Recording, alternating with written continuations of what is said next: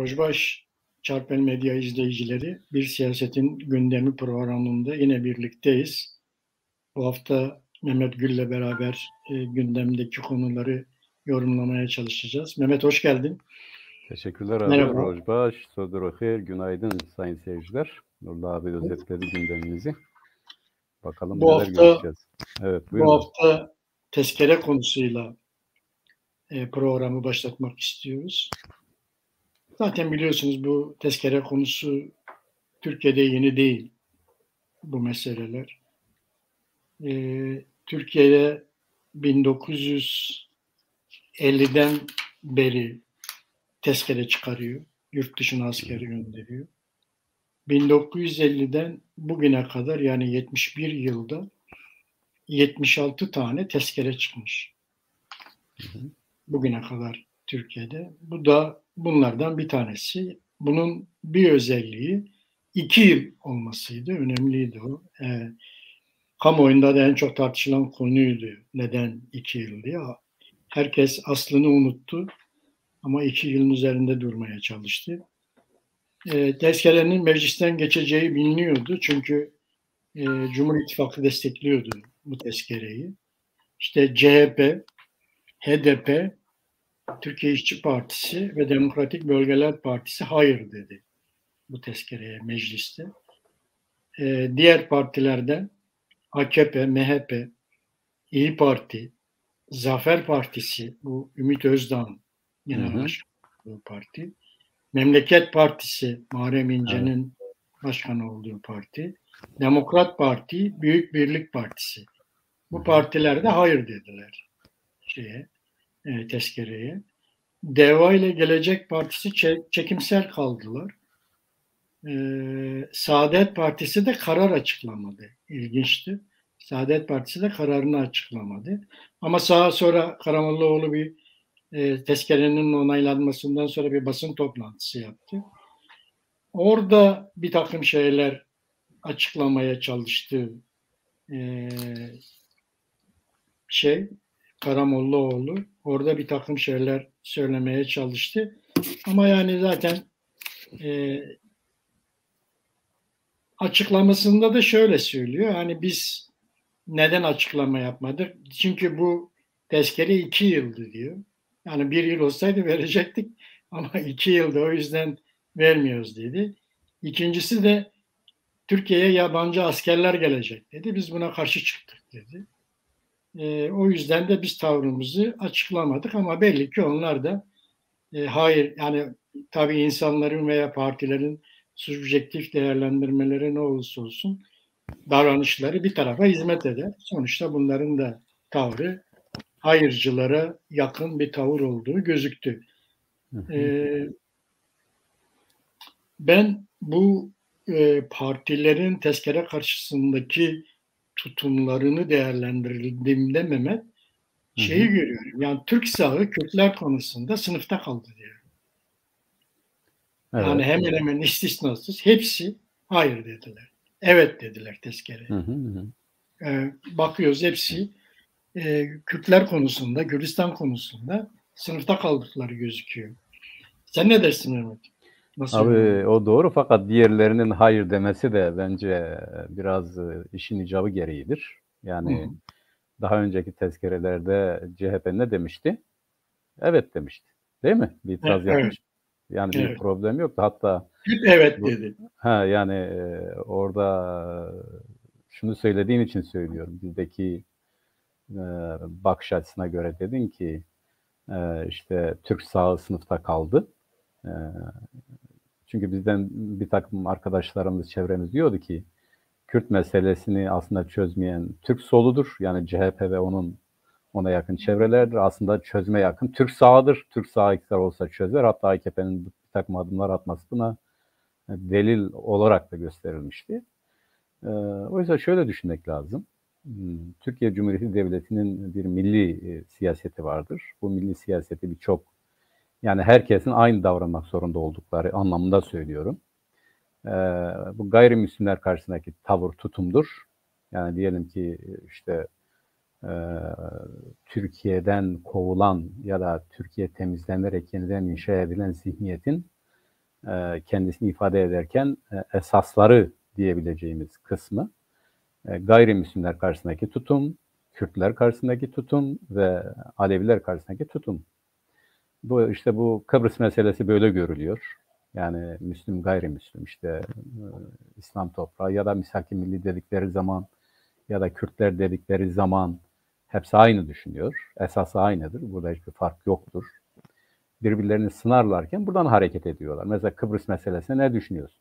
Kürtlerin onların tabiriyle bölücülük konusunda ne düşünüyorsun? İnançları konusunda bu anti-komünizm eskiden 3K derlerdi ya, Kürt, Kızılbaş, Komünist diye.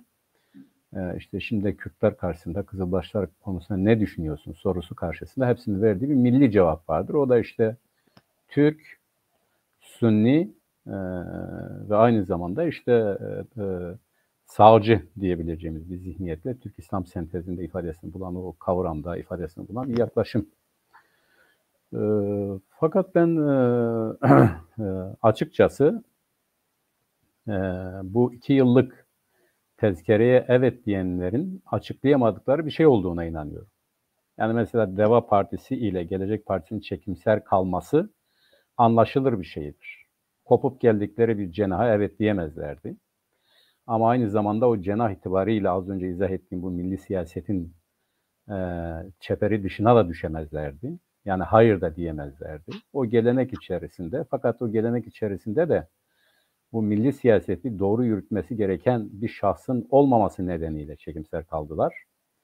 Ya da Saadet Partisi'nin o çekimser ya da o anlaşılmaz tutumu gibi, ya 2 sene istedi, 1 sene isteseydi olurdu gibi, bu takiye işleri, onların kavramıyla bu takiye işleri hep olur. En yaygın kullanılan cemaat, camia o çevredir. MHP'nin tutumu başından beri zaten bellidir.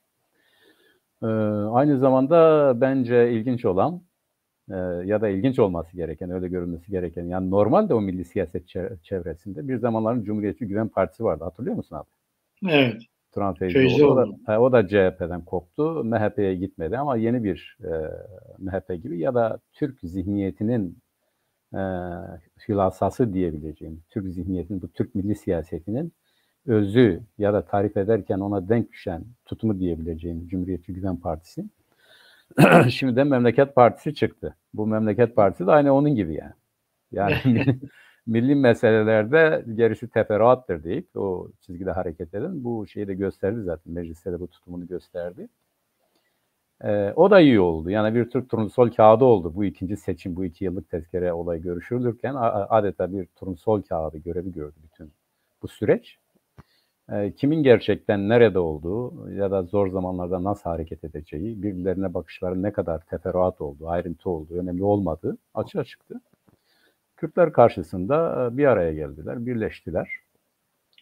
3 tane parti, Cumhuriyet Halk Partisi, Halkların Demokratik Partisi ve Demokratik Bölgeler Partisi hayır dedi. Tabii ki doğru olan buydu. Neden doğru olan buydu? Çünkü bu tezkere daha öncekilerden çok açık bir şekilde bütün de Kürtlere yönelik. Yani içeriğine baktığımız zaman Suriye ve Irak'ta bölücü terör örgütü ve benzeri örgütleri gibi, her türlü bölücü terör örgütleri gibi daha kapsayıcı, yani gelecekte diyelim ki KDP'ye, GNK'ye, herkese, yani Kürtler adına siyaset yapan herkese yansıtılabilecek, teşmil edilebilecek bir içeriğe sahiptir o. İçeriğine daha sonra gelelim abi, yoksa şimdi siyasi partiler çerçevesinde konuşalım. İçeriğine sonra geleyim, onu o zaman değerlendirelim. Şimdi bu siyasi partiler açısından bence tartışmalı konu şu. Şimdi diyorlar ki Cumhurbaşkanı ya da bu tezkereyi talep eden kişi milli siyaset açısından güvenilmezdir. Yani memleketi kendi çıkarları için tehlikeye atabilecek bir anlayışa gelmiştir. Kendi iktidarını korumak için bunu istiyor ve gelecekte de bunun için bunu kullanabilir. Açıklamalarına baktığımız zaman bunu diyorlar, bunu teslim ediyorlar. Yani Akşener de bunu ifade etti. Akşener'in arkadaşları da, parti genel başkanları da, grup başkan vekilleri, her neyse kim ağzını açtıysa güvenilmez olduğunu söyledi ama evet oyu verdik. Peki niye evet oyu veriyorsunuz? Yani orada bu kadar tartışmalı olan, bu kadar milli güvenlik siyasetine aykırı olan, memleketi tehlikeye atabilecek, savaşa sürebilecek zihniyette, yaklaşımda birine neden 2 yıllık bir tezkere yetkisi veriyorsunuz? Bunu açıklayamadılar açıkçası. Öyle bocaladılar. Evet. Anlamlı, sağlıklı bir cevapları yoktu. CHP'nin tutumu Akşener'le yapılan görüşmede anlaşılabilir. Yani o da şudur bence. Bu tezkere karşısında Akşener'in evet demesi de, destek vermesi de daha çok politik, yani iç siyasetle alakalıdır. CHP'nin hayır demesi de iç siyasetle alakalıdır. CHP hayır diyor, mantık olarak esası itibariyle buna karşı değildir. Niye buna karşıdır? Önümüzdeki seçimler var. Bu seçimlerde Kürtlere şirin görünmek için, Kürtlerle içerisine girdiği alt düzeydeki angajmana bir zarar gelmesin diye hayır dedi. Yani hani diyorlar ya, gerçek fikri bu mudur? Hayır, değildir. Bu konjektürel bir tutumdur. Akşener de yine buradan hareketle daha çok bu siyasetin ihtiyaçları gereğince evet dedi. Çünkü şunu kullanacaktı onlara karşı. Bak işte bunlar da HDP'nin safındadır.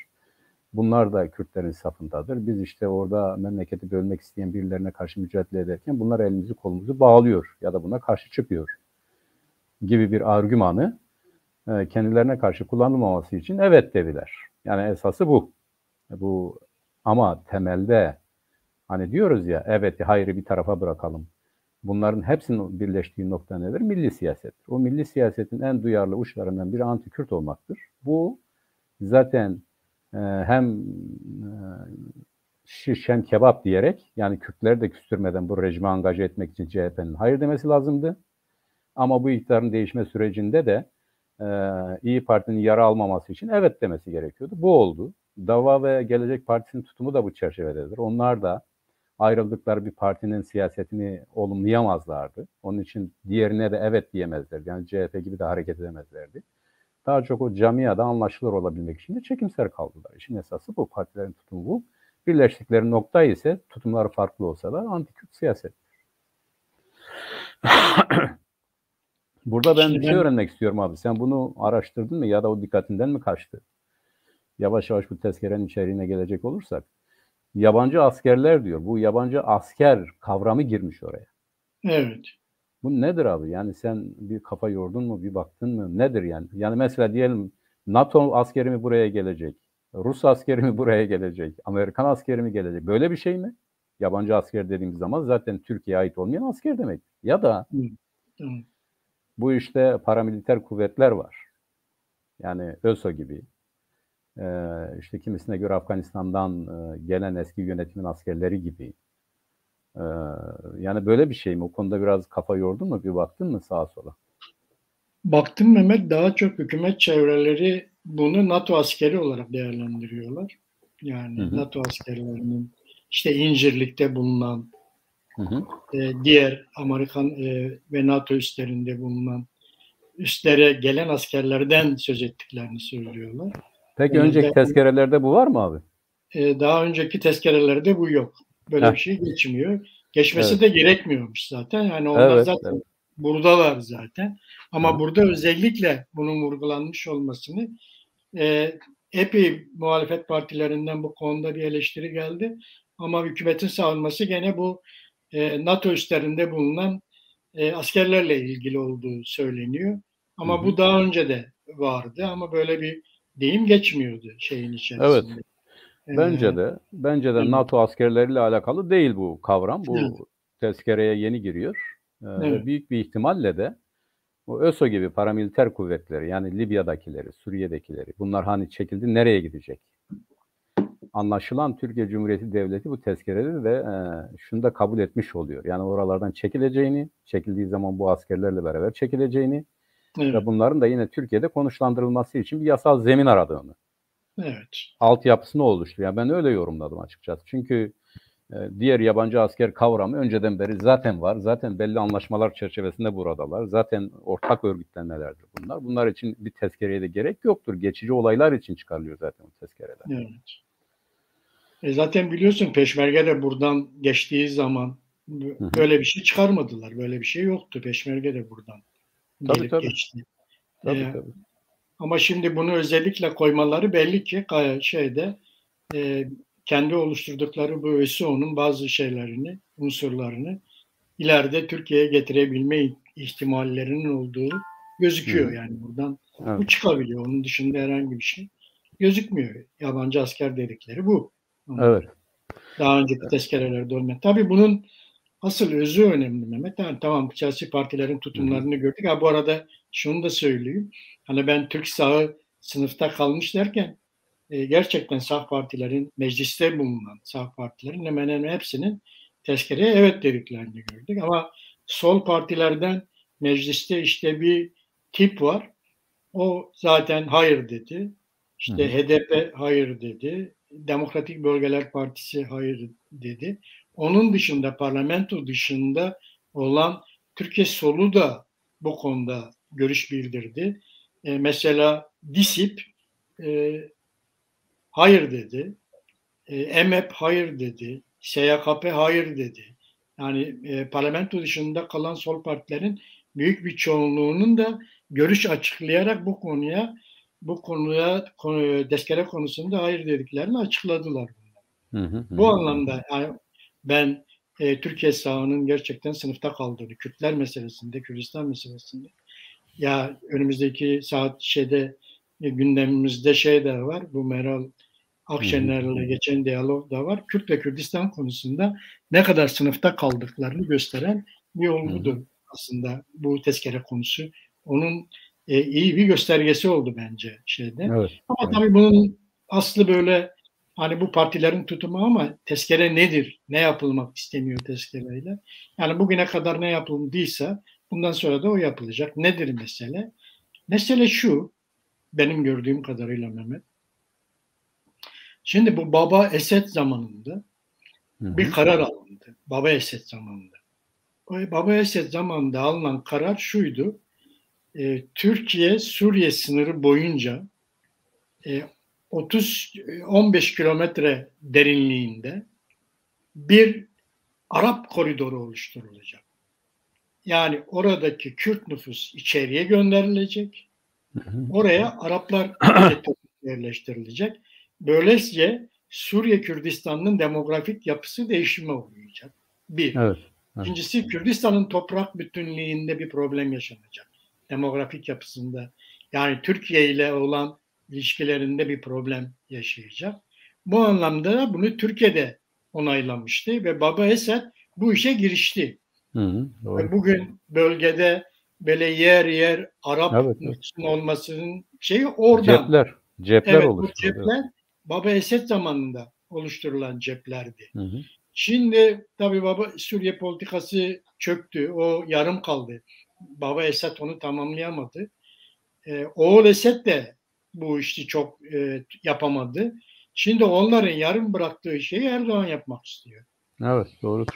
Bu bölgede Kürt nüfusu içeriye doğru sürerek oraya Arap nüfusu yani bugün Türkiye'nin etkinlik alanında olan bölgelere baktığımızda her gün Kürt gençleri kaçırılıyor.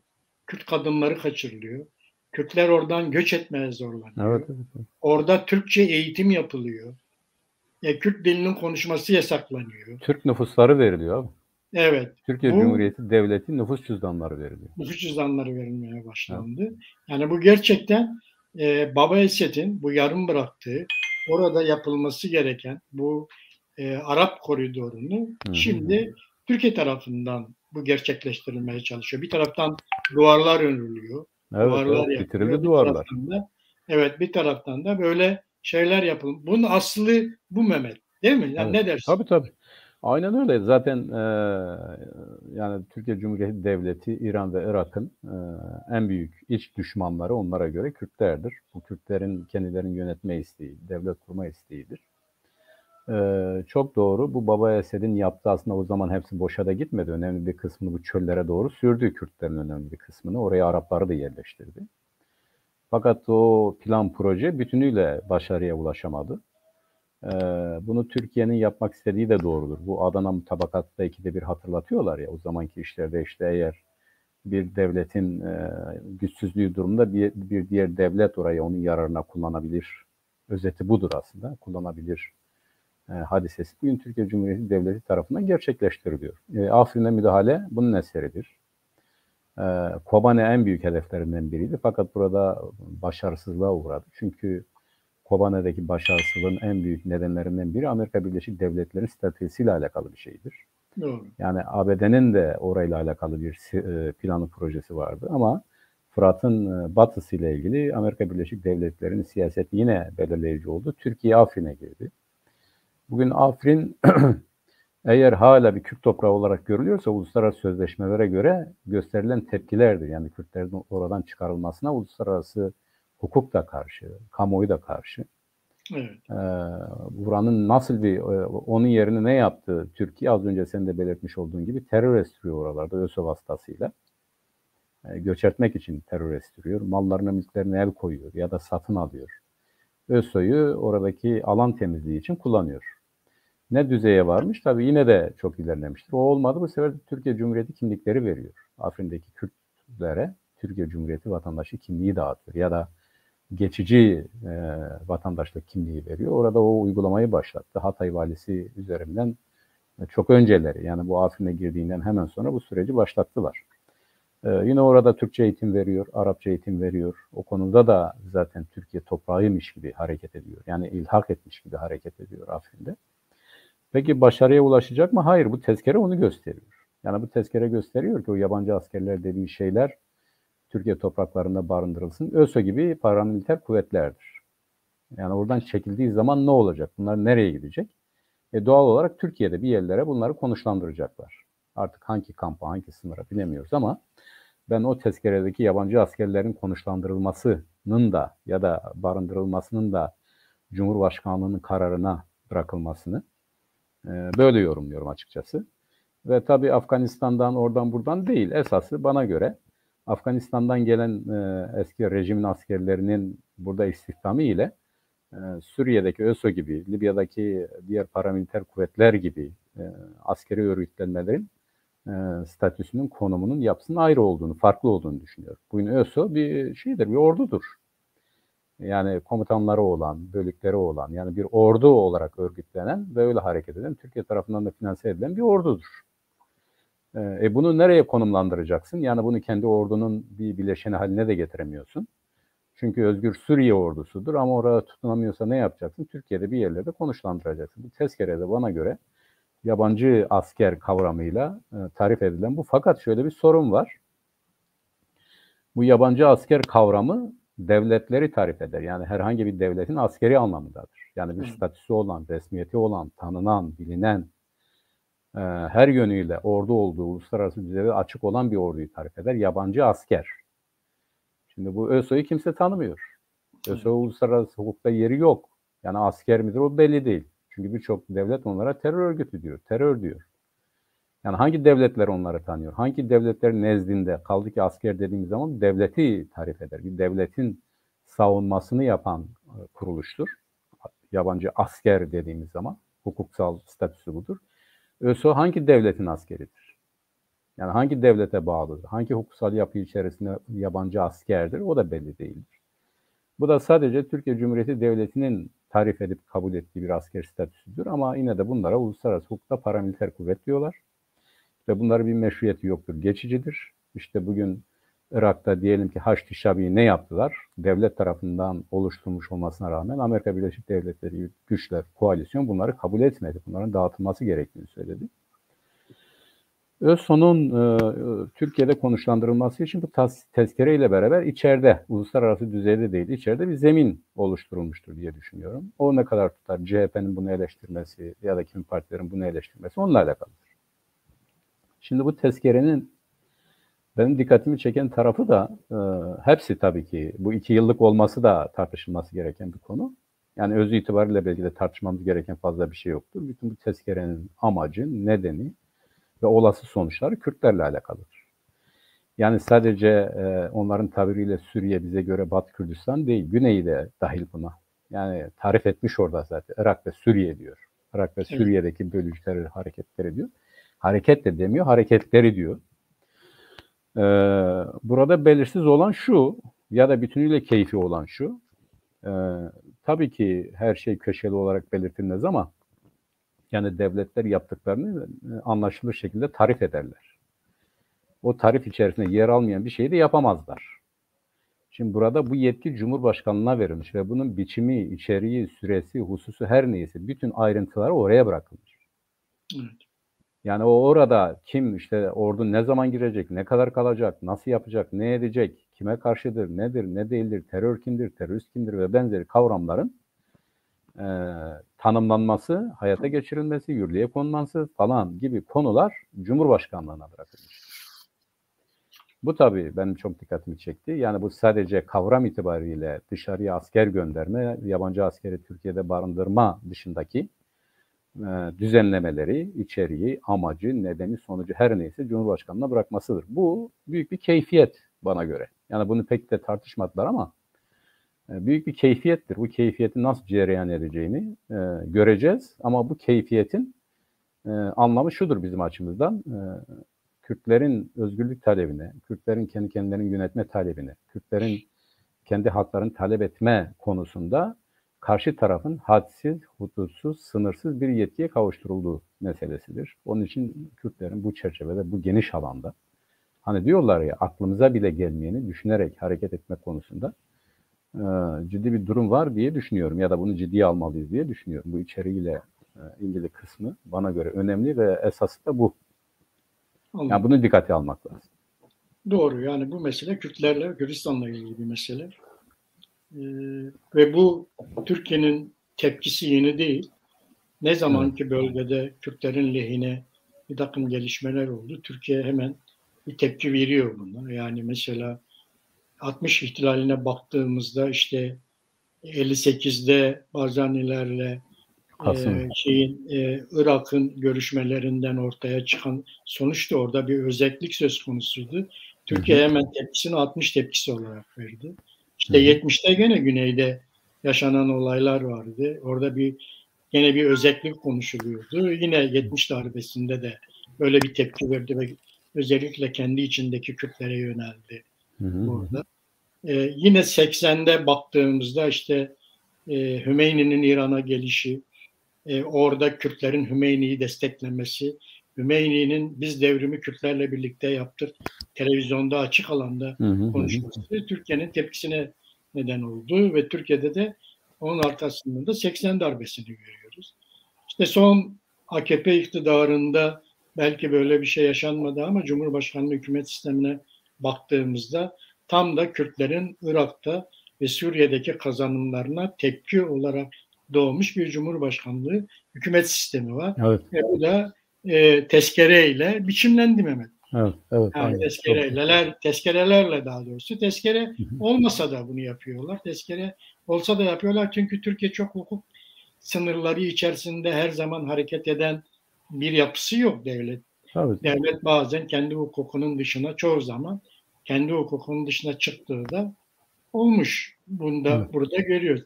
Yani Türkiye'nin tepkisi yeni değil. Türkiye'nin tepkisi tarihseldir. Her zaman bölgede Kürtlerin İran'da olsun, Irak'ta olsun, Suriye'de olsun Kürtlerin kazanımlarına karşı Türk devleti bir tepki vermiştir. Bunu devlet olarak veriyor. İşte bunun içerisindeki siyasi partiler de bu işe hepsi milli gözle bakıp, milli dava diye bakıp o şekilde devletin arkasında, devletin kararlarının arkasında veya devletin kararlarının bir parçası oluyorlar gibi. Evet. Böyle gözüküyor. Şimdi bu o kadar önemli ki abi. Yani bu Kürt hassasiyeti o kadar önemli ki. Bak şimdi belki gelecek ama hatırlatmakta yarar var. 1639'da İran ile Osmanlı İmparatorluğu arasında bugünkü Kürdistan sınırı belirlendi. 1639 işte 550 sene mi 600 sene önce. Bu sınır hiç değişmedi. Ne zaman değişti biliyor musun? İşte Ağrı harekatıyla, Ağrı isyanıyla beraber Türkiye'nin aleyhine olmak kaydıyla, yani nasıl olursa Kürtler bastırılabilir düşüncesiyle, hani diyor ya, söz konusu Kürtlerse gerisi teferruat, toprağı verdi İran'a. Yani bu gündeme gelince, Kürtlerin zaman zaman öbür tarafa geçip gelebileceği konusu gündeme gelince, bunun önemli bir direniş noktası olduğu görülünce, Türkler o konuda toprak kaybetmeyi göze alarak ya da kendi aleyhlerine olan bir sınır değişimini göze alarak bunu yaptılar. Bu o kadar önemli bir şey. Yani Türkiye Cumhuriyeti BK'sı bakımından, onların tabiriyle söylüyorum, Kürtlerin her türlü kazanımı kendilerinin aleyhine olarak algılanıyor. Ve bu söz konusu olduğunda ne gerekiyorsa onu yapmaktan kaçınmıyorlar. Bak sınırdaki duvar dedim. İsrail, Filistin ile Gazze ile kendi arasına, Batı Şeria ile kendi arasına bir takım duvarlar çekerken burada kıyameti kopardılar. Şimdi Suriye sınırı boyunca yani bizim Ben Hat'ten Türkiye arasındaki bu Suriye sınırı olarak tabir eden alana duvar ördüler. Hiç kimsenin de gıkı çıkmadı. Yani demediler ki abi sınıra karşı çıkıyoruz ya da bu işte taş duvar örmek doğru değildir.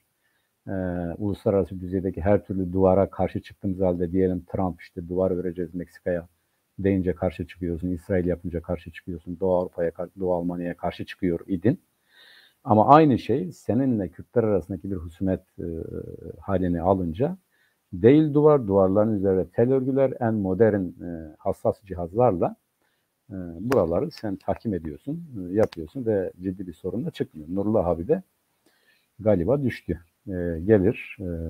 Ben buradan yavaş yavaş tek başıma devam edeyim. Nurullah abi gelince birlikte devam ederiz. İzmir konusu bize böyle sıkıntılar çıkarıyor. Niye bilmiyorum ama şimdi arkadaşlar bu tezkere ile ilgili özet itibariyle söyleyebileceğimiz bir herhangi kimi partilerin örneğin CHP'nin hayır demesi gerçek anlamda bir zihniyet dönüşümü değildir. Önümüzdeki seçimlerle alakalı öyle demesi gerekiyordu, öyle dedi. Nasıl olsa tezkere meclisten geçecektir. Çünkü CHP'nin biliyoruz daha önceki tezkerelerde evet demiştir. Kürtlerle ilgili bir atraksiyon söz konusu olduğunda CHP bunun gerisine kalmıyor. Tam tersine en önde giden bir partidir. O bizi yanıltmamalıdır. Deva Partisi ve Gelecek Partisi'nin çekimser kalmasını da az önce izah ettik. Bu da bir iç politikayla alakalı bir şeydir. Eğer onlara ihtiyaç olsaydı seve seve onlar da oy verirlerdi. İyi Parti'yi de böyle algılamak lazım. AKP'ye de bu iç siyaset açısından baktığımız zaman AKP kendi muhaliflerine karşı yani kendi mezar kazıcılarına karşı elde ettiği bir araç olmamıştır. Onlara karşı kullanacağı bir şey olmamıştır. Fakat istediği her şeyi de elde etmiştir. O da şudur.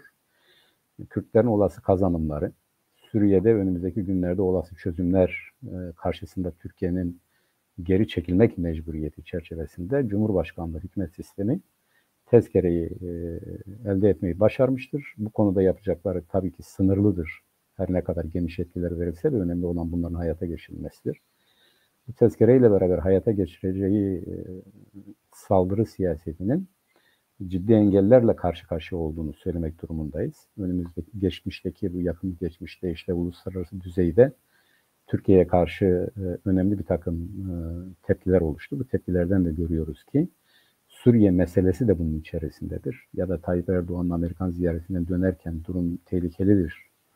Eğer böyle giderse kötü günler bizi bekliyor dediği hadisenin esasını oluşturan uluslararası siyasetin artık giderek Türkiye ile ilgili kendi siyasetini daha çok öne çıkardığı ile alakalıdır. Bunu da göreceğiz. Buradan Nurullah abi de başlarken izah etti.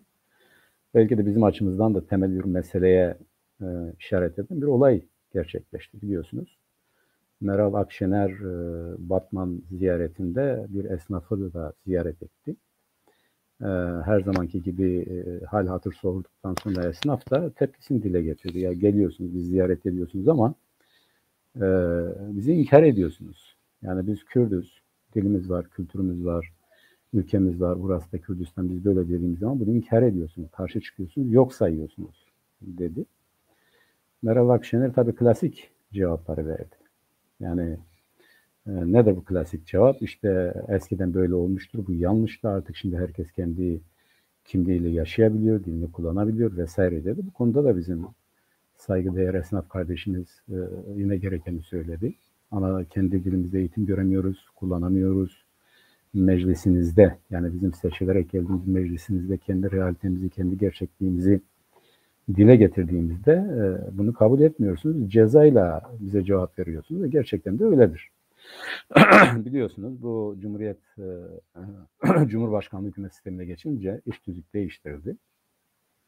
Hani Osman Baydemir dedi ya, sordu bu meclis başkanı Kürdistan neresi, o da elini kalbine götürdü buradadır diye.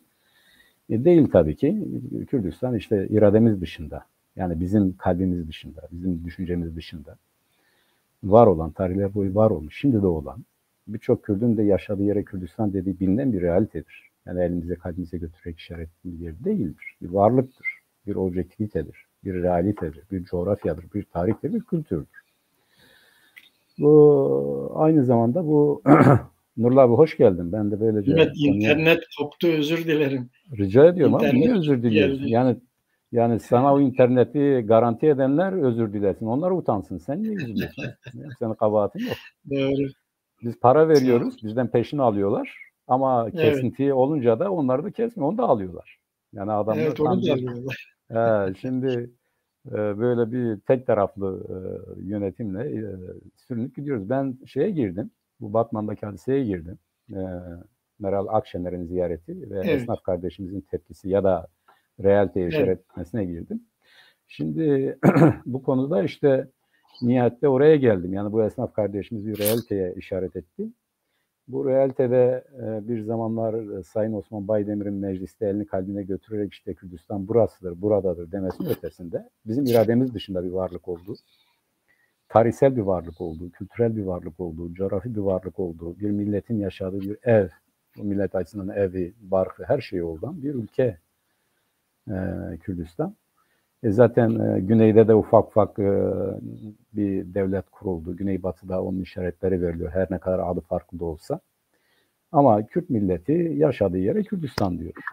Yani doğudakiler de yani İran Kürtleri de böyle diyor. İşte güneydekiler yani Irak Kürtleri de işte güneybatıdakiler Suriye Kürtleri de işte kuzeydekiler Türkiye Kürtleri de Kürdistan dediklerini yaşadıkları toprakları tarif ediyorlar. Yani bizim yaşadığımız yer, üzerinde yaşamakta olduğumuz yer tarihler boyu dinimizle, kültürümüzle kendimizi var ettiğimiz. Yani orada yeryüzüne geldiğimiz, orada gözlerimizi dünyaya açtığımız ve orada kendimizi var ettiğimiz yer bizim ülkemizdir. Şimdi kardeşimiz de, esnaf kardeşimiz de herhalde biraz zoruna gitmişti. Yani hep geliyor, gidiyor, soruyor, hiç kimseden de bir şey çıkmıyor. Öyle biraz da tepkiyle söyledi. Ya biz inkar ediyorsunuz, ülkemizi inkar ediyorsunuz. Mecliste bunu dile getirdiğimiz zaman da para cezası veriyorsunuz dedi. Bu konuda ne diyorsun? Sen bunu yani benim açımdan hani diyorlar ya hepimizin içinde olan ama bir türlü dile getiremediğimiz birçok insan tarafından o kardeşimizin de esnaf kardeşimizin de gayet masumane bir şekilde dile getirdiği bir hadise. Bu konuda sen ne diyorsun abi? Yani sonrasını yine konuşalım. Biliyorsun sonrasında bunu gözaltına aldılar bu kardeşim. Ya da ben eğer reji müsaitse mümkünse bu Akşener ile bizim esnaf kardeşimizin şu videosunu ekrana alabilir miyiz? Mümkün mü acaba? Rejiden rica etsek.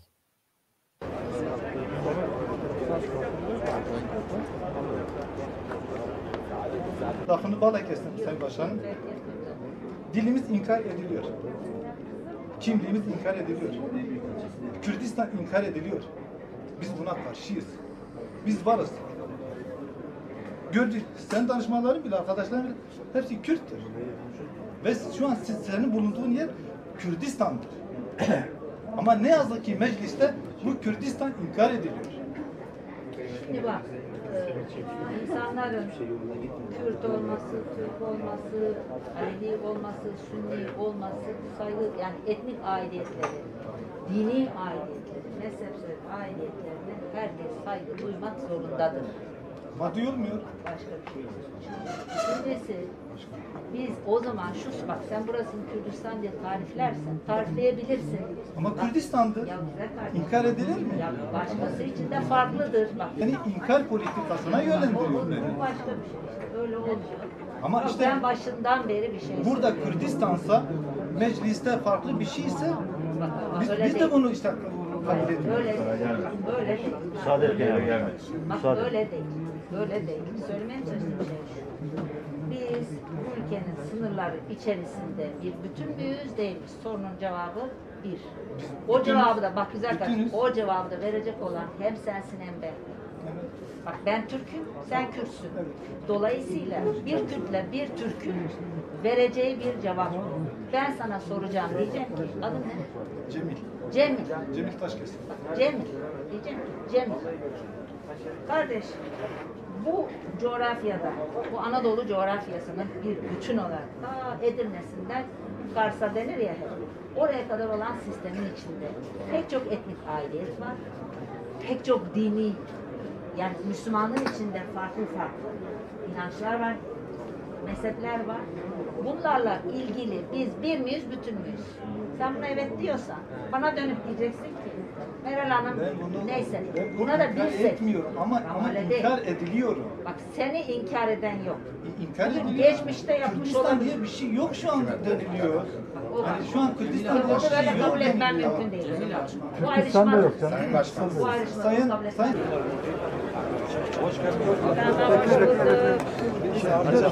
Buyurun. Böyle bir şey.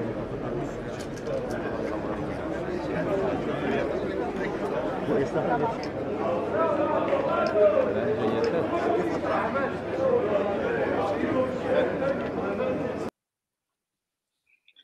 Evet.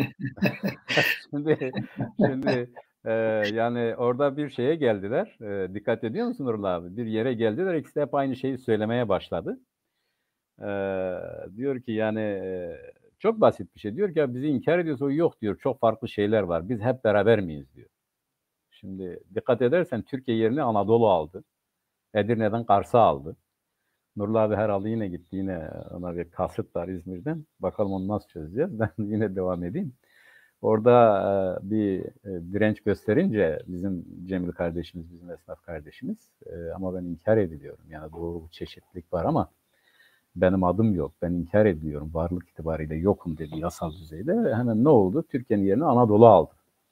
Hemen ne oldu? Hemen işte ne oldu? Türkiye'nin yerini Anadolu aldı abi. Yani baktı ki Türkiye dersem sıkıntı çıkıyor ya. Hemen dedi ki Anadolu. O da Edirne'den Kars'a hani dedi diyor ya Edirne'den Kars'a. Yani sanki kendisi öyle düşünmüyormuş gibi. ve öbür taraftan da önemli olan bütün bu farklılıklarla beraber biz bir miyiz? Şimdi bu önemli bir şey. Ciddi bir argüman. Ya insan tür olarak birdir. Yani farklı dilleri vardır, kültürleri vardır, inançları vardır, ideolojileri vardır. Fakat insan dediğimiz bir tek türdür. Tabii ki bir tek insanız, varlık olarak bir tekiz. Ama o bizim vatandaşın, Cemil kardeşimizin sözünü ettiği zaten bu değil ki. Diyor ki bak benim adım Cemil. Sordu adın ne? Cemil. Cemil olarak varlığını kabul etme hadisesidir. Yani bu Cemil'in konuştuğu dili, bu Cemil'in ait olduğu kültürü, bu Cemil'in üzerinde yaşadığı toprak parçasıdır söz konusu olan. Türkiye Cumhuriyeti'nin bir temsilcisi olarak da Meral Akşener orada onu görmüyor. Yani bir türlü evet sen Kürtsün, yaşadığın yer Kürdistan'dır öyle diyoruz. Tabii ki varsın. Böyle dese de yine gerçeği tarif etmiş olmayacak. Neden? Çünkü yasal düzeyde yoksun yani. Cemil kardeşimiz onu tarif ediyor. O çok ilginç bir şey oldu. Sen ben çok iyi şeyler hissettim. Açık söyleyeyim. Yani olması gereken budur. Bütün Kürtlerin. Herkesin kendisini olduğu gibi tarif etmesidir. Yani sadece Kürtlerin değil, herkesin böyle tarif etmesidir. Herkesin kendisini tarif ettiği yerde güzel bir çözüm çıkar diye düşünüyorum abi. Sen ne düşünüyorsun bu konuda? Ne hissettin o Cemil kardeşimiz güzel güzel anlatırken? Vallahi birincisi çok sevindim. İkincisi Kürdistan adında bir partinin kurucusu olmaktan da gurur duydum. Ve doğru yolda oldu bize. Evet, anladım. Evet. Şimdi biliyorsun Mehmet bu Kürdistan sözcüğü tarihsel dokümanlara göre, kaynaklara göre 12. yüzyılda Selçuklu Sultanı Sencer tarafından ilk defa Kürdistan sözcüğünü kullandığını görüyoruz. Daha sonra yani bugün İran Kürdistan'ın ismi o zaman veriliyor yani. O zaman da Kürdistan deniliyor. Kürdistan diyorlar. Ve Sencer. Bugün de Kürdistan'dır ama. Yani İran'da Kürdistan eyaleti var. Bugün de öyle tabii. O Sencer, Selçuklu Sultanı Sencer tarafından. İlk kullanan olarak tarihsel kaynaklarda öyle geçiyor. Evet doğru. Daha sonra Evliya Çelebi'nin eserlerinde çok defa vurgu yapıyorlar, konuşuyorlar. Evliya Çelebi tarif yani 500 ne diyor 500 kilometre boyunda diyor. Yani Elazığ'dan ta Basra'ya kadar, Körfez'e kadar giden büyük bir coğrafya diye tarif ediyor.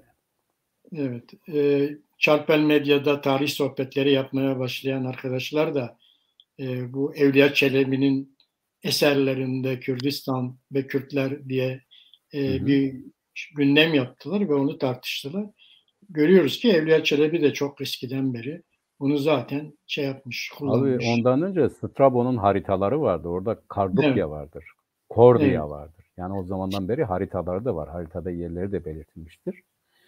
Onun dışında Anabasis'te işte bu İskender'in Kürdistan'a seferi zamanında Anabasis denilen kitabı var. Orada da Karduklar vardır.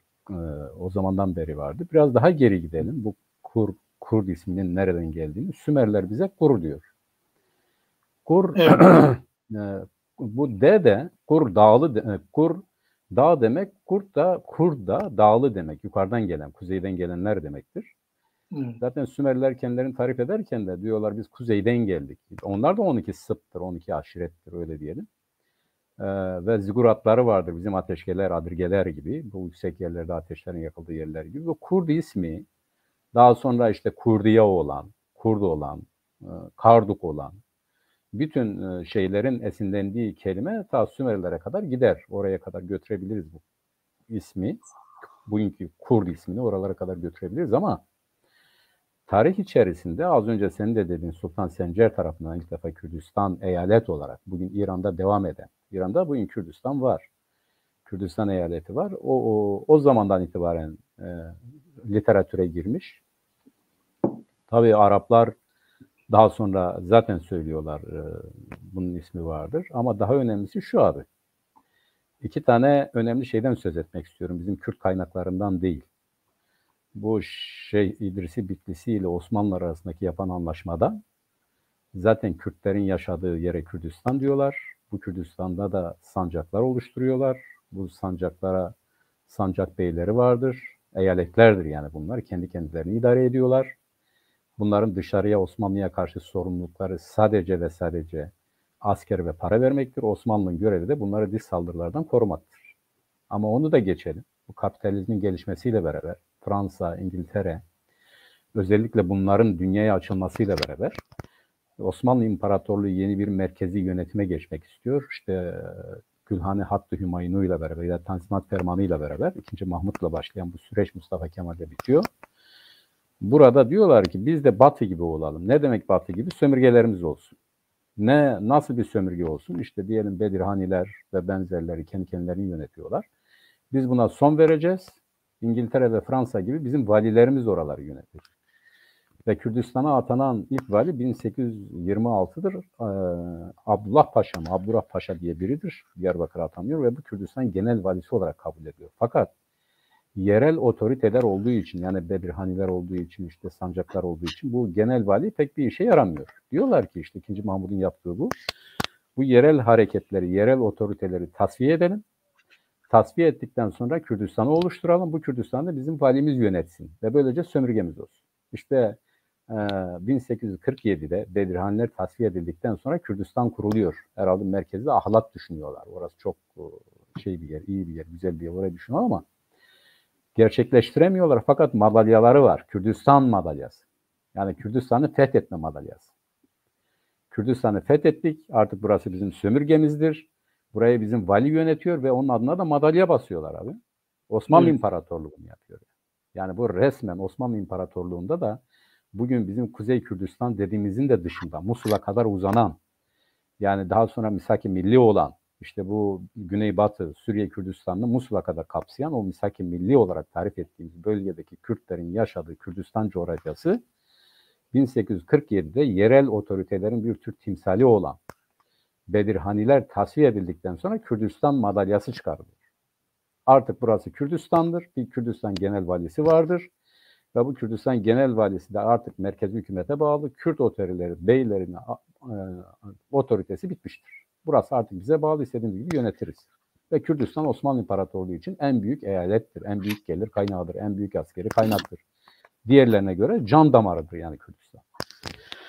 Şimdi bu o kadar realitedir ki, o kadar gerçektir ki bu gerçek ne zamana kadar devam ediyor abi? Bu gerçek Cumhuriyet kurulunca da devam ediyor. Yani Mustafa Kemal ne yapıyor? Türkiye Cumhuriyeti Devleti'ni Kürdistan'dan başlıyor kurmaya. Erzurum Kongresi, Sivas Kongresi, buraya gelenler kimlerdir? Kürt beyleridir. Ve bu Kürt beylerin önemli bir kısmı ta Şeyh Said İsyanı'na kadar, Şeyh Said İsyanı'nda devletin yanında yer alıyor bunlar. İşte Bitlis'ten bilmiyorum neydeyi falan filan vesaireler. Bu adını pek de anlatmak da istemiyorum ama ne zaman bitiyor bu? İşte bu Kürdistan mebusları dediğimiz hadisenin yani Kürdistan'dan gelen işte Karadeniz'den gelen Laz mebuslar, Kürt mebuslar ve benzeri bunlar böyle geliyor meclise. İşte Hasan Ayrı meclisin kapısında Kürt kıyafetleri giy diye teşvik edilirken, özendirilirken meclisin kapısında idam edildiği anda Kürdistan da orada Kürdistan'ın varlığına da, resmi varlığına da, söylemine de son veriliyor. Artık Kürdistan mebusu vesaire diye bir şey yoktur. Türkiye Cumhuriyeti Devleti'nin mebusları vardır. Takrir-i Sükun Kanunu ne zaman geliyor? İşte aynı yine Şeyh Said hareketiyle beraber geliyor. O ne zaman geliyor? Yine işte Misak-ı Milli'nin, yani Kürtlerle beraber bir vatan kurma zihniyetinin, yani Musul'a kadar bizimdir olayının, Kürtler mesela o konuda da ısrarlıdırlar. Burası bizim topraklarımız, burası Kürdistan'dır. Siz Kürdistan'ı İngilizlere verdiniz ya da sattınız gibi tepkiler yine Kürtlerden gelmiştir. Yani ihanetten söz edersen yine Türklerden ihanet yemiştir Kürtler. Mecliste Kürdistan mebuslarını da şeyde asmışlardır. Meclisin kapısında asmışlardır ve bu işi kendileri bu şekilde bitirmiştir. Yani 1836'da başlayan süreç, Kürtlere karşı, Kürdistan varlığına karşı başlayan Huruç hareketi, evvela bir Kürdistan'ı yarattılar. Sonra o Kürdistan'ı yok etmek için 1925'e kadar durmadan Kürtleri kestiler. Bu parantezi araladığın zaman zaten birçok hadiseyle karşılaşırsın. Hani diyorlar ya, bunun işte zirvesi nedir? Yani tam bitti dediğimiz nokta nedir? İşte Seyit Rızaların, yani Desim'in, işte güneyden başla, yani bugün Türkiye denilen coğrafyanın en doğusundan, yani Ağrı'dan başla, oraya başlayan dikilen Kürdistan bayrağı, Dersim'deki direnişin bertaraf edilmesiyle, bastırılmasıyla, yok edilmesiyle parantez kapatılmıştır. Ve ciddi, yoğun bir asimilasyon süreci başlamış. Bugün bizim esnaf kardeşimizin ya burası Kürdistan'dır dediği olay bir tarihsel hafızamız, tarihsel realitemiz, kültürümüz, kendimiziz. Ama hayır böyle bir şey yoktur diyen, dikkat edersen Meral Akşener'in arkasında birisi böyle bir şey yok. Meral Akşener diyor, birileri de buraya başka bir şey diyor.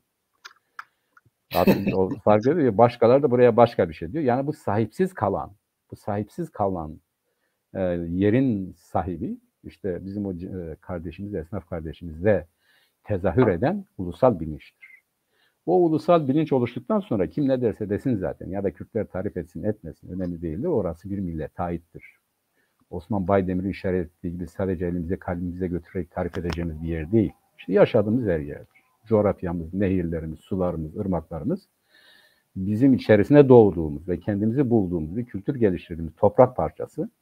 En azından 5000 yıldır burada yaşayan insanların üzerine ayak bastıkları yer Kürt milletinin yaşadığı topraklardı. Yani bu o kadar da hani diyor böyle deyince sen işte göğün mavisini biz yemiş olmuyoruz. Tam tersine yani onu tarif etmekten çekinenlere ya işte bak bir esnaf size ne hale düşürdü, yani ona cevap veremediniz.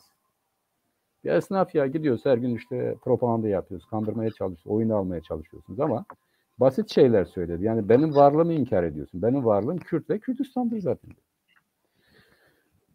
Bu açıdan bence önemli bir şey. Yani bir siyasal partinin genel başkanı ile bir esnaf arasındaki diyalog nezdinde tarihsel bir meselenin gündeme gelmesi bana göre bir devrim olmuştur.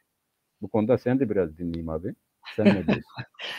Evet, yani tarihsel olarak buranın adını inkar etmek zaten mümkün değil.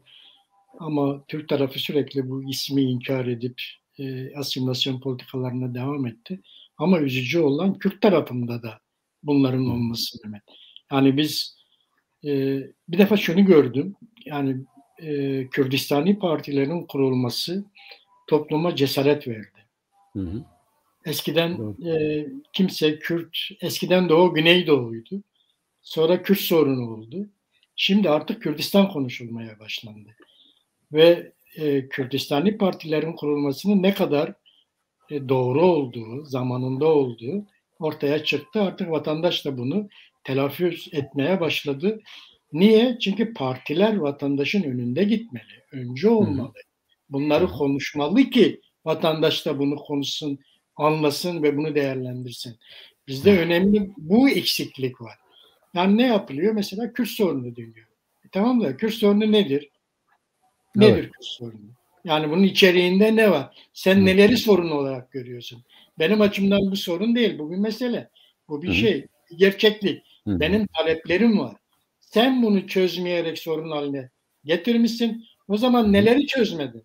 Neleri problem görüyorsun? Bunları açıkla. Herkes tutum bölgesinde HDP dahil Kürt sorunu diye yazıyor. Kürt sorunu Türk tarafının tezi. HDP'nin içerisinde ağırlık Kürt. Onlar da Türk tezine aynen ayak uyduruyorlar. Türk teziyle paralel hale geliyorlar. Ve ne yapıyor? Diyor ki Kürt sorunu. Kürt sorunu değil, Kürtlerin hakları ve talepleri var. Bunu çözmeyip sorun haline getiren diğer bunu konuşmamız gerekiyor. Nelerdir bunlar? Bunları açmak gerekiyor. Nedir Kürtlerin talepleri? Siz bunu parlamentoda çözeceğiz diyorsunuz. Tamam. Parlamentoda Kürt sorunu çözülmez. Kürt sorunu her iki tarafın temsilcilerinin oturacağı, üçüncü bir tarafın da bulunacağı bir ortamda çözülür. Getirilir o parlamentoda yasalaştırılır. O ayrı bir mesele ama onun çözümü her iki tarafın temsilcilerinin eşit bir şekilde oturma. Ben parlamentoda bunu nasıl çözeceğim? Bir defa orada Kürt kimliği yok. Evet. Bir. İkincisi kaç tane Kürt milletvekili var? Ve o belli değil. Çünkü hiçbiri kendisini kendi kimlikleriyle orada değiller. Evet, Hepsi yemin edip Kürt kimliğini dışarıda bırakıp oraya gittiler. Bunu nasıl çöz? Bu şekilde çözülmez. Bu anlamda bizim ve diğer partilerin bu meseleyi açık mekanlarda artık bizim gösterdiğimiz cesareti göstermeleri lazım. Yani biz nasıl PAKÜK kurarken gittik, programımızı, tüzüğümüzü hazırladık, isimlerimizi, adreslerimizi verdik. Dedik ki biz bu topraklara Kürdistan diyoruz. Bunda Kürtler ve diğer halklar yaşıyor ve biz bu topraklarda yaşayanların yönetmesini istiyoruz. Dedik. Bu cesareti artık herkesin göstermesi lazım. Yani artık demokratik cumhuriyet falan bunlar çok geride kaldı. Bakın artık esnaf arkadaş bile çıkıp bu konuyu gündeme getiriyor. Kürdistan diyor. Siz hala demokratik cumhuriyetten bahsediyorsunuz. Bunlar artık toplumun çok gerisinde kalmış talepler olduğu bugün de şeye çıkıyor. Yani bir defa biz bir etnisite değiliz. Biz bir milletiz. Evet. Etnisiteyle milleti birbirinden ayırmak gerekiyor. Yani etnisite dediğin zaman dil, tarihsel değerler, ortak yargı, değer yargıları bunları kapsayan bir milli farklılık onu da içeriyor ama milli farklılıklar itibariyle etnisite kullanılıyor. Yoksa şunu söyleyeyim, evet, ama millet olmak farklı bir şey. Millet olmak etnisitenin taleplerini, etnisitenin özelliklerini taşıdığı gibi artısı var. Millet olabilmek için o topraklarda yaşamış olman ve o toprakları kendin idare edeceğim demen gerekiyor ki millet olasın. Ulus millet olasın. Eğer bunu demediğin zaman, yani bugün etnisite ile milleti birbirinden ayıran en önemli özellik birinci özellik değil, ikinci özelliktir. Birinci özellik yani dil, tarihsel mitler, değer yargıları, bunlar etnisiteyi kapsayan şeylerdir. Ama asıl ayırt edici olan şey o topraklarda yaşayan etnisitenin kendisini yönetme hakkını. Yani hatta bunu da aşıyor artık günümüzde modern anlayışlarda, devlet kurma hakkı olarak görüyor. Tabii kendi yönetme hakkı olur zaten. Yani bu devlet formu birçok biçimde tezahür edebilir de ama yani kendi kendini yönetme, geleceğiyle ilgili karar verme hakkı zaten odur. Devlet kurma hakkı. Yani modern devlet budur artık yani. Kendi yönetme hakkı. Biz bir etnisite değiliz ki biz işte demokratik cumhuriyet diyelim, demokratik özellik diyelim, bilmem ne diyelim. Biz bir milletiz. Bu yüzden de kendi topraklarımızı kendimiz idare etmek istiyoruz. Bunu demediğimiz süre içerisinde millet özelliği kazanamayız. Bunu söylememiz gerekiyor. Bunu talep etmemiz gerekiyor ve bütün dünyada bizim bu taleplerimizi böyle görmesi gerekiyor ki bizi bir millet olarak kavrayabilsinler. Yani bütün dünya kavradı bu meseleyi ama maalesef bizim içimizde hala bunu işte demokratik cumhuriyet, demokratik özellik gibi şeylerle geçiştirmeye çalışıyor. Veya daha geriye gidiyorlar. İşte Kürt sorunu, işte bu mesele demokrasi içerisinde çözülecektir. İşte bu mesele eşit vatandaşlık temelinde çözülecektir. Bunlar artık çok geri talepler. Evet. Çağdaş dünyaya, modern dünyaya, bu kadar iletişimin, teknolojinin geliştiği bir dünyaya uymayan talepler. Kürtler etnik bir grup değil, Kürtler bir millettir. Niye? Çünkü artık kendi kendilerini yönetmek istiyorlar. Evet. Bunu gündeme getirmenin bence tam da şeyi Mehmet. O Zamanı da ve bütün Kürtlerin, Kürt partilerinin, yani biz ziyaret ettiğimiz partilerde de bunu konuşuyoruz. Artık bu konuları, Kürt sorunu diyorsunuz, bunu geçin. Kürt sorunundan ne anlıyorsunuz? Kürtlerin hangi kolektif haklarını parlamentoda anayasal güvenceye kavuşturacağınızı miting meydanlarında açıklayın. Konuşun. Evet. Nasıl ki esnaf orada konuştu, siz de konuşun. Tabii, o çok doğru. Şimdi abi aslında yani ben bir devrim derken şimdi Kürtlerin çoğu zaten böyle düşünüyor. Bunu söylemiyorlar. Söylememelerinin nedeni işte bu toplumsal psikolojidir. Yani yalnızlık hissi, tek başına olma olayı, bir kolektif hafıza olarak, bir kolektif siyasal tutum olarak bununla ilgili çok önde olan bir tutumun sergilenmemesidir. Bireylerin böyle geri durması, kendisini birey hissetmesidir. Fakat tarihte şu görülmüştür. İşte diyelim yakın bir zamanda Arap Baharı vesaire diyorlardı ya. Tunus'ta bir arabacının biri, seyyar satıcının biri arabasını yaktı. Ve birdenbire farklı hadiseler gelişti. Şimdi Mısır'daki de böyle kimi bireysel tutumlar üzerinden kendisini gösterdi. Ama biliyoruz ki o bireysel tutumların meydana gelmesini sağlayan büyük mağmalardır. O mağmanın yeryüzüne çıkmasının vesilesi oluyorlar. Yani bir kazma vurmak gibi. O bireysel tutumların, kimi bireysel tutumların böyle önemli sonuçlar doğurması nedeni odur. Muhtemeldir ki yani biz parti olarak biliyorsunuz zaten burada kimi arkadaşlarımız diyor keşke herkes bunu yapsa, şunu yapsa vesaire diye. Biz parti olarak 2014 yılından beri zaten Kürt milletinin hakları temelinde, varlığı ve bunun devamı olan hakları temelinde ne yapılması gerekiyorsa yaptık yani. Her düzeyde bunu yaptık, her zaman yaptık, her zaman söyledik. O bir toplumsallık haline geliyor yavaş yavaş. Diyelim ki yerel yönetimler zamanında da biz bu konu üzerinde epeyce durduk. Yerel yönetimlerde de bunu dile getirdik. Bir milletin bakışıyla olaya yaklaştık. İşte sadece olay bir yerel yönetim değildir. Bir milletin kendi kendisini yönetmesi hakkıdır gibi baktık olaya. Öyle propaganda yaptık, açıkladık. Demek ki oluyor. Yani bir yerlere bir şeyler ekleyince zamanla oluyor. Fakat şöyle bir şey aklıma geliyor. Çok ilginç. Sen de az önce söyledin. Yani millet olmaktan ileri gelen bir şeydir. Şimdi Tevrat'ta herkes sanıyor ki işte Adem ile Havva günah işledikleri için cennetten kovuldular. Yani biz o yasak elmadan yemeyin dedik. Onlar gitti o yasak elmadan yedi, suç işledi. O zaman sizi kovuyoruz falan. Adem de diyor ya Havva beni kandırdı aslında vesaire falan. Ben yoksa öyle değilim gibi. Öyle geliyor böyle bir hikaye anlatıyor. Fakat Tevrat'ın kendisine bir de şöyle diyor abi. Yasak meyvanın ağacından yiyip bizden biri gibi oldular. Artık gerçeği görüyorlar. Bizden biri gibi oldular. Artık gerçeği görüyorlar. Onun için bunları kovuyorlar. Adem ile Havva'yı.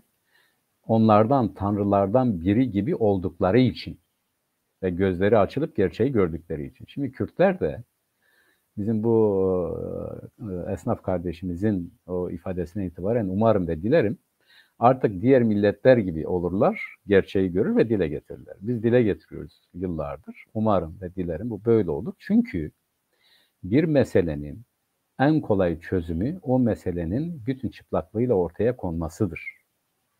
Yani ya yok sizin dediğiniz gibi değil, yok biz böyle değil, şöyleyiz, şöyle değil, böyleyiz. Yani durumu yumuşatmak, etrafından dolanmak ya da üzerine örtmek gibi tavırlarla hiçbir mesele çözülmez. Bir meseleyi çözmek istiyorsak eğer, olduğu gibi nedir? Ya bu bir millettir. Nedir? Bunların yaşadığı bir ülke var. Nedir? Bunların hakları var. Biz eşitlik temelinde, yani herhangi birinin aleyhine olabilecek bir zihniyete dayanmadan eşitlik temelinde benim hakkım neyse onun hakkı da odur diyerek bu meseleyi oturup konuşmaktan başka çaremiz yok. Bunun için de herkesin kendisi olması lazım. Takiye yapmaması lazım. Dur ben bunu kandırayım dememesi lazım. Ona saygı duyması lazım. Benim haklarım varsa bunun da hakkı vardır diyerek hareket etmesi lazım ve onu teslim etmesi lazım. Bütün mesele bu. Bu olduğu zaman gerçekten de herhangi birinin bugün korkarak dile getirdiği bir şeyi dile getirmek yani sıradan bir şey olur. Şimdiki konuşmamız gibi bir şey olur. Bir tehlike olmaktan çıkar. Bir de şu oldu abi benim dikkatimi çeken. Tabii Meral Akşener bir şey söyleyemeyince yani bir çözüm bulamayınca devreye çözücü güçler girdi. Yani Ben reji yani hemen onlar devreye girdiler. Dediler ki bakalım ne demişler ya da öyle diyelim. Rejiden rica edeyim bizim esnaf kardeşimizi gözaltına aldılar. O çıktıktan sonraki konuşmasını da bir dinleyelim. Biraz da ondan ilgili konuşalım. Uludağ'a verdiği reportaj değil mi? Evet yani kurmancı konuşuyor orada ama biz yine izah Evet, ederiz evet. anlamayanlar için. Evet. Onu evet. getirirsek ekranlara sevgili reji ve Başa. Gelek spaskim. Bxeyratın, serçave matın. امنیت دا آسایش دا تو تعدایی زخت کلوکرن چجوا پرسین Na ziyade tadayı ne dane. Sadece hukuk sizi kirin. Seyşeviyat merhasiz kirin. Malbat rahatsız kirin. Dikarbun dınava rojede gazim bikiranaş bu ifade. Ve ne kirin? Jiberku mecüliye meş haberdane men rahatsız bun xwestin kumici rahatsız bikin. چه پرسین شته Evder kuderem. Evder Kurdistan'e. تا دوباره کر Dubare ki me govedere Kurdistan'e evvel vedere jiyan dikin Kurdin çanda me Kurde, diroka me Kurde, hebuna me Kurde, her tişte me Kurde Kurdistan'e yani. عاجز کرن پشتیوان گوت نده Tabi illa ki te adizkin çünkü yani tişteki ne bxoşiwan çebu tabii ki te hassaskin ve adiz jibun em adiz bun ama rahatsızlığa emnak ne tişteki. Cevap xazın bile bavi xubkin. باشه دما سروکا گشتی ای پارتی مرال اخشانر هات سردانا و تصادف بو یان تدزانی و به دکانی و تخو آماده کر بو جوان گوت نرا Serdan hatına vi tesadüf bu. Çون ba hevala ne çay ki buxara lere entim hat devamı di hat pere. ده هلوستا اخشانر چوادید Zede zayıf bu, beçare ma bu. Tişeki ku bersevan bide tüne bu. Yani çünkü tişeki ku sen inkar ebe teşvik yani tişeki malzeme desteği de tüne bu. Yani tişeki ku ekbe tüne desteği de. گوتنا تیاداوی Biji Kurdistan, Biji Kurdistan. زور زور سپاس مالا Serçave men, şev baş. زور زور سپاس مالی آوا در باسی به Evet. Şimdi abi anlamayanlar olabilir kurmancıyı. İki önemli nokta var orada izleyicilerimizin eğer anlamak istiyorlarsa. Bir diyor ki yani Akşener'den geleceğinden haberiniz var mıydı? Yoksa tesadüf mü oldu? Hayır diyor haberim yoktu tesadüf oldu. Bir öyle geçerken uğramışlardı. Peki diyor nasıl buldun cevabını? Yani seni tatmin ettim. Hayır diyor yani çok zayıftı diyor. Çok yetersizdi diyor. Diğeri de işte gözaltına alınıyor. Ne oldu diyor. Rahatsız ettiler mi? Rahatsız ettiler ama diyor yani gayrimeşru bir davranış. Bizi ailece rahatsız ettiler. Yani oradan şu çıkıyor. Yani normal olan bir şeyi biz dile getirirken aciz oldular, rahatsızlık duydular ve bizi rahatsız ettiler diyor. Peki nedir olay son sözlerinde? Yine diyor ki yaşasın Kürdistan, yaşasın Kürdistan diyor. Şimdi bu şeye kadar o yine de dönere kadar gider abi. Nurullah abi yani söylemese de o yine de vardır. O yine de döner işte ya da işte Bruno'nun tavrı gibi ve benzeri her neyse Kürt milletinin evlatları da yiğit evlatları demeyelim yani Kürt milletinin sıradan evlatları da kendi varlıklarına sahip çıkarlarsa olumlu bir şey olur. Bu gözaltıyla ilgili ne diyorsun abi sen? O gözaltının bir defa bakandan kaynaklandığı ortaya çıktı. Hı hı. Süleyman Soylu İçişleri Bakanı hemen bu konunun arkasından Tokat'ta idi. Hı hı. Tokat'ta yaptığı konuşmada kimse bize vatandaşın arasında gezdiğimizde parmak sallayıp burası şudur, burası budur, burası Kürdistan'dır demedi, diyemez dedi. Hı hı. Evet, net. Yani bu arkadaşı gözaltına alındıranların kimler olduğu çıktı ortaya ve bunlar yani kimse burasının Kürdistan olduğunu bize söyletemezdi. Ve bize de bu konuda konuşamaz karşımızda.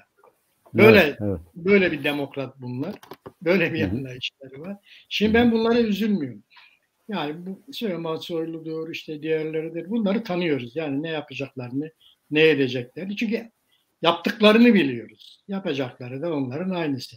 Ama bunun içerisindeki Kürtler, bu AKP'nin içerisindeki Kürtler, Kürt milletvekilleri ne duruyorlar onu anlamadım. Şimdi Abdurrahman Kurt da bir açıklama yaptı. Dedi ki bu esnaf arkadaşımızın savunması kendi düşüncesidir, kendi görüşüdür. Kendi görüşünü açıklama hakkı vardır dedi. Hı hı hı. Abdurrahman Kurt AKP MYK üyesi. Evet. Okudum açık. Ama aynı AKP'nin mecliste tezkereye evet demesine ile ilgili hiçbir şey söylemedi. Ya bu nasıl yabancı ilişkidir? Bir tarafta bir ordu gidiyor, Kürdistan topraklarına giriyor. Oranın demografik yapısını değiştirmeye çalışıyor. Ve sen o partinin üyesisin. Ona ses çıkarmıyorsun.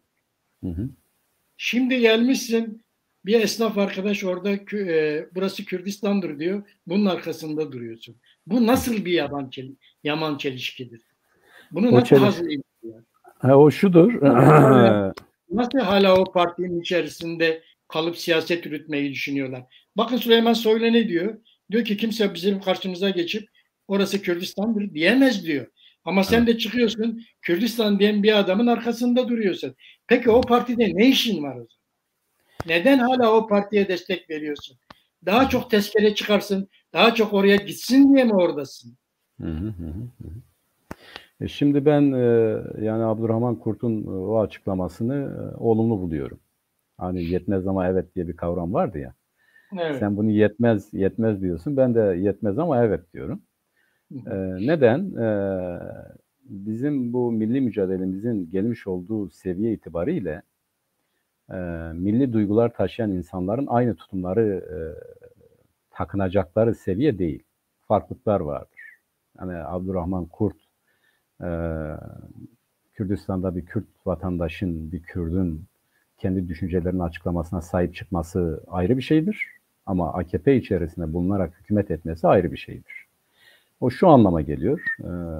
Veri düzeylerde somut olarak orada bulunmasını gerektiren şartlar vardır. Fakat kendi gerçekliğini kabul eden bir Kürt karşısında da kayıtsız kalmasını sorunlu hale getirecek sebepler vardır. O sebeplerden ötürü hem ona sahip çıkıyor ama bir takım kendi kişisel ne diyelim, ister menfaat diyelim, ister çıkar diyelim, ister siyasal tercih diyelim, o düzeyde de iktidarlı olması gerekiyor. Yani bunu anlıyoruz. İki yerde olmasını gerektiren şey onun bu toplumsal statü içerisinde sahip olduğu yer. Öyle bakmak lazım. Peki Kürtlerin kendi taleplerini dile getirmeyen, hatta onları bastıran partilerde yer alması meşru mudur? Bana göre değildir. Yani neden değildir? Örneğin biraz daha somut konuşursak bugün İspanya'da ya da bugün İngiltere'de bir İskoç'un birlikte kalmayı savunması doğru mudur? Eğri midir? Değil. Yani bunda bir meşruiyet var mıdır? Evet, meşrudur. Çünkü orada ayrılmayı savunmak da meşrudur.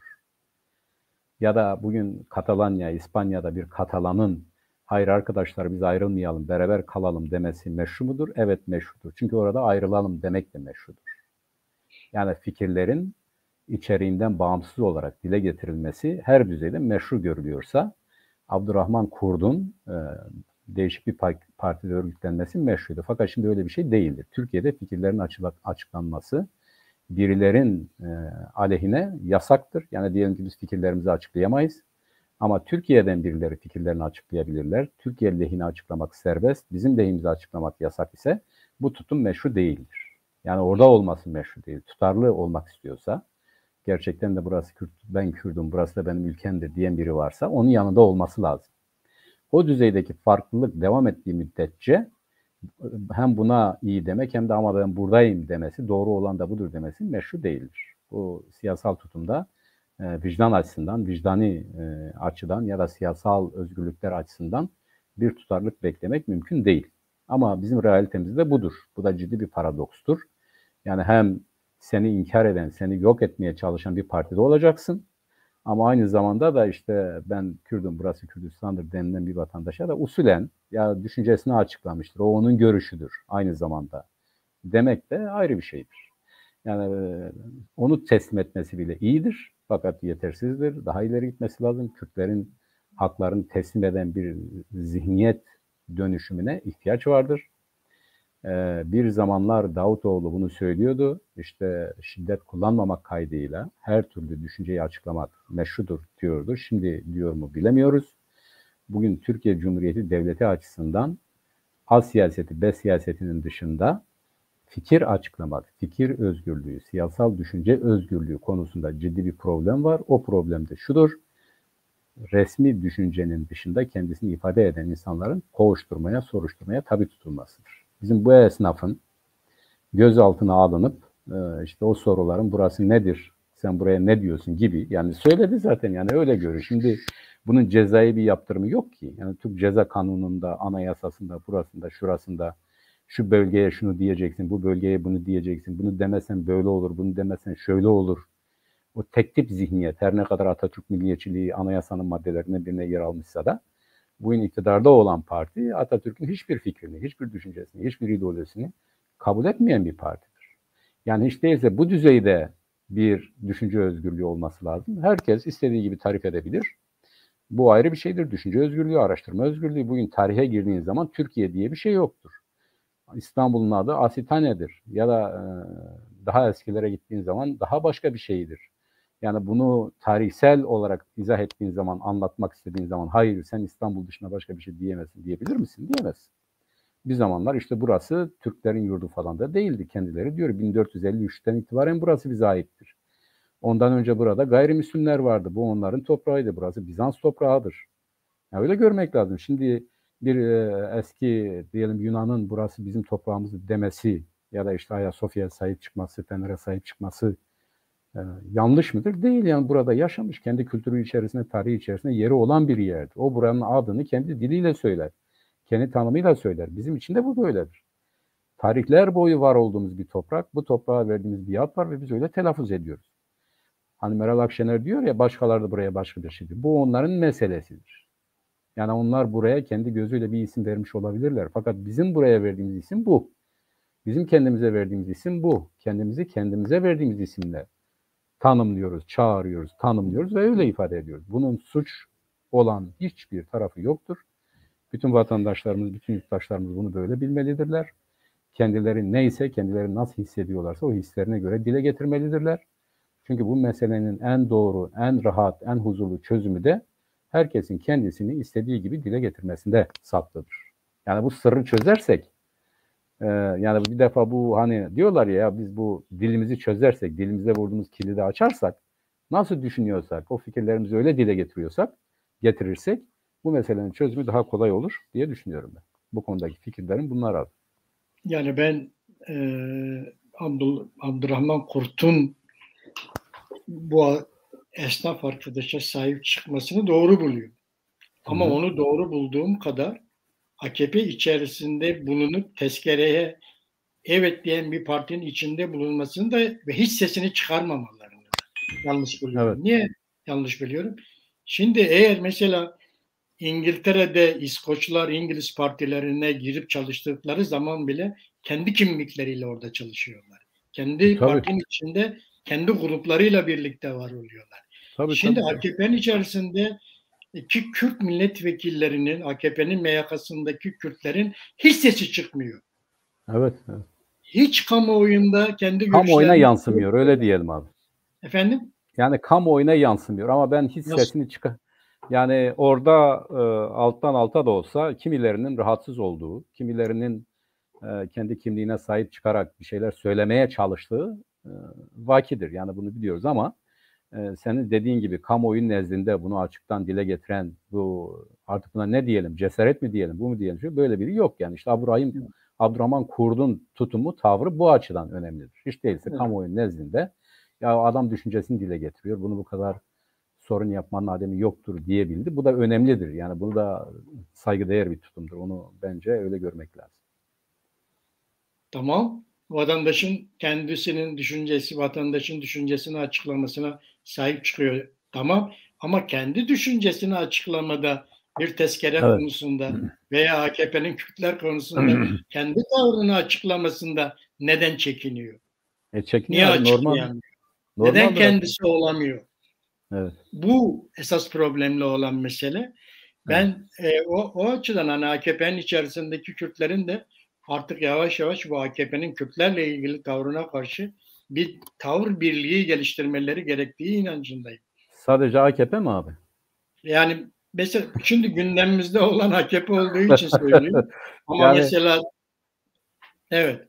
Yani Kürtlerin bu kendi meseleleri ortadayken ya da kendi meseleleri sahipsizken ya da kendileri eziliyor iken, kendileri inkar ediliyorken bana göre kendi partileri dışında yer almaları meşru değil. Yani Kürt halkı vicdanında mahkum edilen bir şeydir. Yani çünkü bu meselenin çözülmesi lazım. Ama diyelim ki ya bu mesele çözüldü. Yani Kürtlerin kendi kendilerini idare edebilecekleri parlamentoları oldu. Kendi kendilerini idare edebilecek mekanizmaları oldu. Kendi ülkelerinde kendilerinin efendileri oldular. O şartlar altında Türkiye'deki herhangi bir Kürt'ün, herhangi bir partide yer almasında bir sakınca yok. Yani özgürlüğün olduğu yerde, tutumların özgür olduğundan, kani olduğumuz bir zamanda kimin hangi partide olduğu önemli değildir. Savunduğu şeyler önemlidir.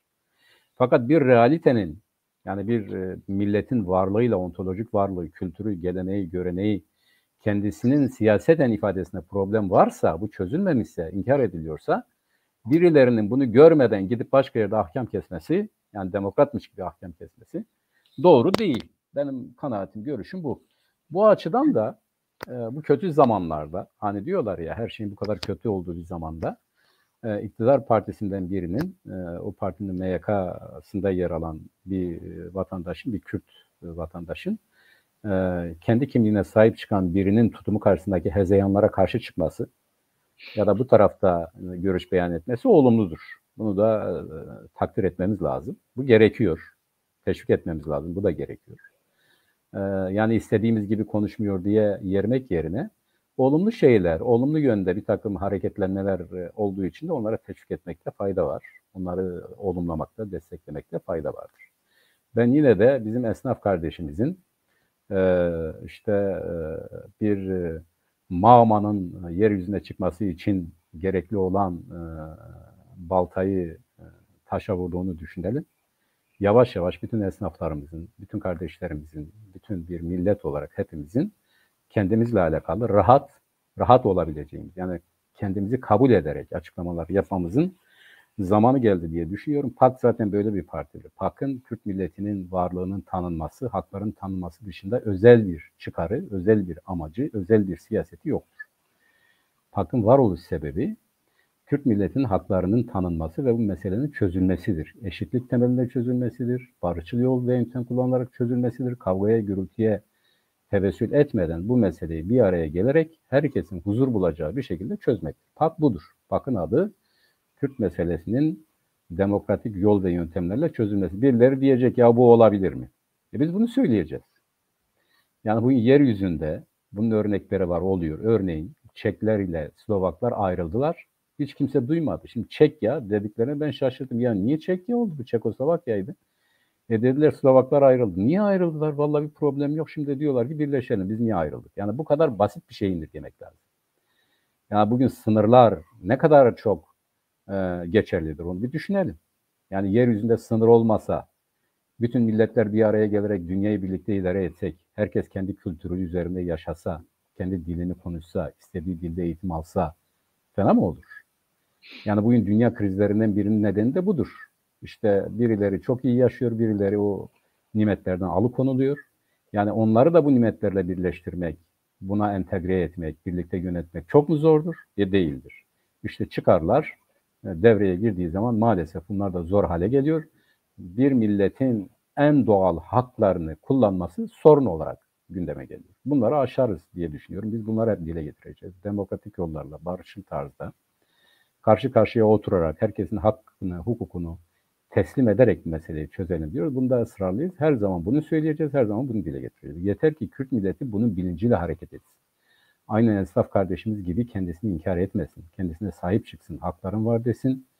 Diyelim ki bizim ülkemizde, bakın bu çok ilginç bir olaydı. Kızıltepe'de elektrik kestiler, Kerbela'ya çevirdiler.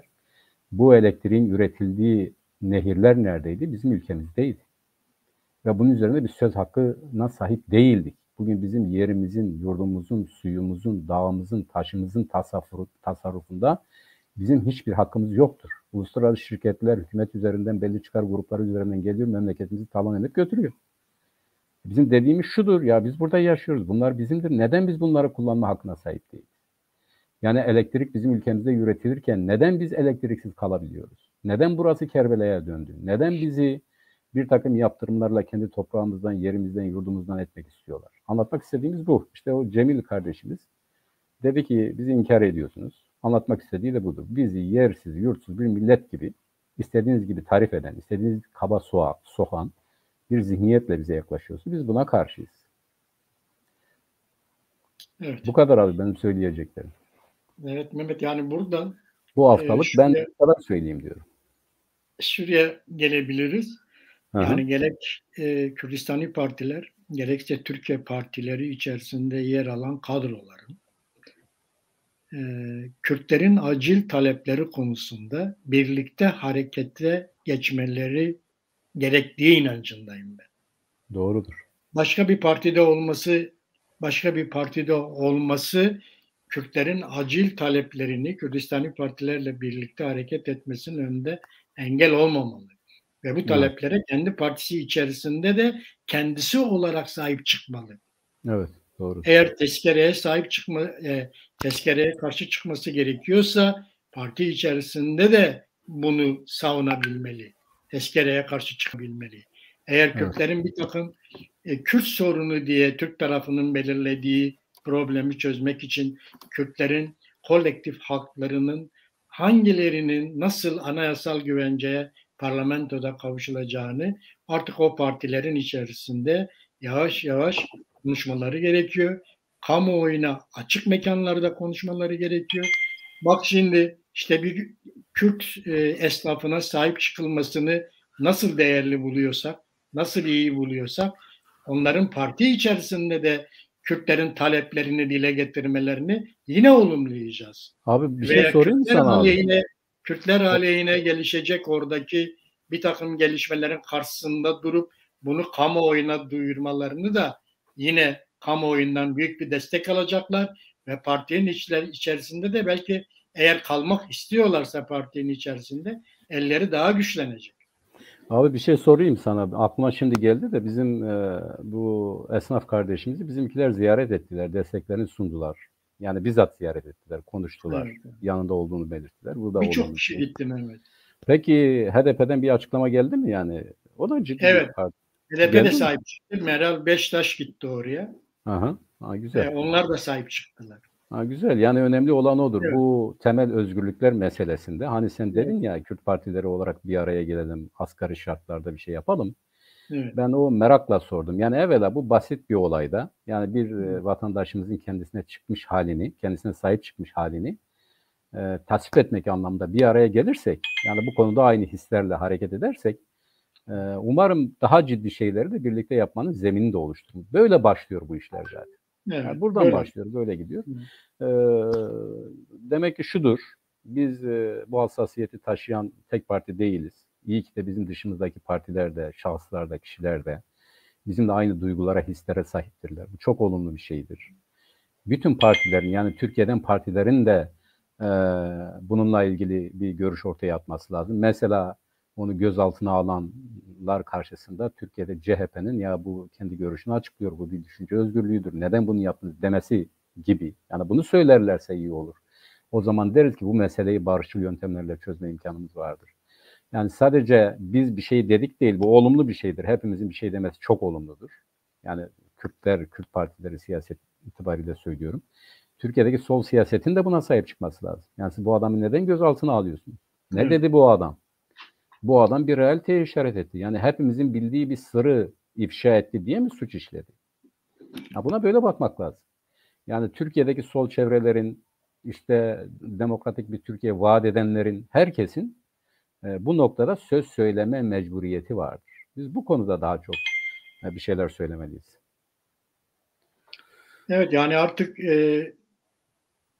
Kürdistani partiler bu toprakların Kürdistan olduğunu ve burada yaşayan Kürtler olduğunu bunun önüne açtılar. Artık bundan sonra yapılması gereken şey Kürtlerin acil talepleri konusunda eğer önümüzdeki dönemde bir şeyler yapılacaksa Kürtlerin acil taleplerini açık mekanlarda, açık ortamlarda tek tek dile getirmeleri. Evet. Nedir bu talepler? Bu acil taleplerin mutlaka dile getirilmesi gerekiyor ve açık mekanlarda daha konuşulur olması gerekiyor ki bunun üzerindeki tabular kalksın artık. Evet. Diye düşünüyorum Mehmet. Son sözünü alayım. Programımızın süresi de doluyor. Son sözünde diyorum ki bu işte bir moda tabirle ya işte bizim bu esnaf gibi artık yavaş yavaş konuşursak meselenin çözümü için de ilk adımı atmış oluruz diye düşünüyorum. Tekrar yanında olduğumuzu belirtiyorum. Ayrıca da söyleyeceğim bu kadar. Sana da teşekkür ediyorum abiciğim. Görüşmek üzere önümüzdeki hafta diyorum. Ben de teşekkür ediyorum. Bunu karnından değil toplum önünde konuşmak. Evet. Artık Aynen. neyse bu problem, Kürtlerin acil talepleri neyse o talepleri kamuoyu önünde açık açık konuşmak gerekiyor ve buna bir meşruluk kazandırmak gerekiyor diye düşünüyorum. Evet, Çarpın Medya izleyicileri, bir Siyasetin Gündemi programının daha sonuna geldik. Herkese denbaş diyelim. Önümüzdeki hafta başka konularda, başka konuklarla görüşmek üzere. Hoşça kalın.